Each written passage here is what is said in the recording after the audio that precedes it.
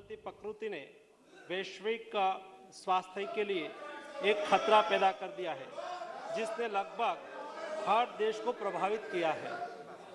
पिछले कई दिनों से पूरी दुनिया में कोविड-19 के केसों में वृद्धि दर्ज की जा रही है, लेकिन पिछले एक साल में भारत में कोविड केसों में सतत कमी दर्ज होती रही है। वर्तमान में प्रत्येक दिन औसतन 153 कोविड के नए केस पूरे देश में दर्ज हो रहे हैं, जिसके सामने पूरी दुनिया में प्रतिदिन 5,87,587 लाख कोविड के नए केस दर्ज हो रहे हैं। Japan, South Korea, USA, France, Greece, Italy जैसे देशों में कोविड-19 के केसों में और कोविड से मृत्यु की संख्या में सतत वृद्धि देखी जा रही है। पिछले कई दिनों से मीडिया में भी चीन में बड़ी तादाद में कोविड के केस और कोविड मृत्यु की खबरें छप रही है।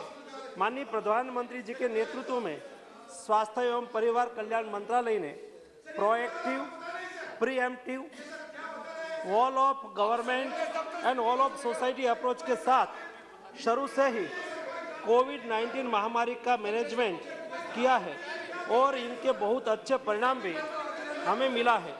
तकनीकी सहायता के अलावा भारत सरकार ने नेशनल हेल्थ मिशन, राज्य आपदा प्रतिक्रिया कोष, इमरजेंसी कोविड रिस्पांस पैकेज और प्रधानमंत्री Ayushman Bharat health infrastructure mission के इत्यादि से राज्यों को वित्तीय सहायता प्रदान करके राज्यों को कोविड के खिलाफ लड़ाई के उनके प्रयासों में लगातार सहायता प्रदान की है। केंद्र सरकार और राज्य सरकार ने साथ मिलकर 220.2 यानी कि 220 करोड़ कोविड वैक्सीन के टीके लगाकर कीर्तिमान स्थापित किया है, जिसमें पात्रता वाले 90% आबादी को दोनों टीके लग चुके हैं और 22.35 करोड़ आबादी को प्रिकॉशन डोज भी दिया जा चुका है। कोविड-19 के नियमन में चल रहे लगातार प्रयत्नों के अंतर्गत और विश्व में बढ़ रहे कोविड के केसों को देखते हुए केंद्रीय स्वास्थ्य मंत्रालय वैश्विक स्थिति पर नजर रख रहा है।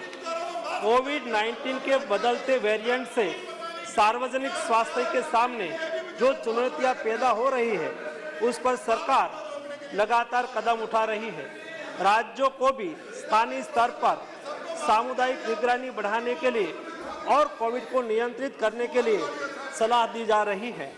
राज्यों को जीनोम सीक्वेंसिंग बढ़ाकर सभी पॉजिटिव केसों का जीनोम सीक्वेंसिंग करने की सलाह दी गई है, जिससे अगर देश में कोई नया वेरिएंट आता है तो समय से उनकी पहचान कर सार्वजनिक स्वास्थ्य के लिए कदम उठाया जा सके। आने वाले त्योहार और नए साल को ध्यान में रखते हुए राज्यों को सतर्क रहकर लोगों का मास्क पहनना, हैंड सैनिटाइजर करना, रिस्पायरेटरी हाइजीन का ख्याल रखना और सामाजिक दूरी बनाए रखने की जागरूकता लानी चाहिए। राज्यों को कोविड वैक्सीन की प्रिकॉशन डोज बढ़ाने पर और लोगों को प्रिकॉशन डोज की अहमियत के प्रति जागरूकता लाने के लिए भी कदम उठाना चाहिए। अंतर्राष्ट्रीय हवाई अड्डे पर विदेश से आने वाले हवाई यात्रियों के 2% कोविड RT-PCR रैंडम सैंपलिंग भी आज शुरू कर दी गई है।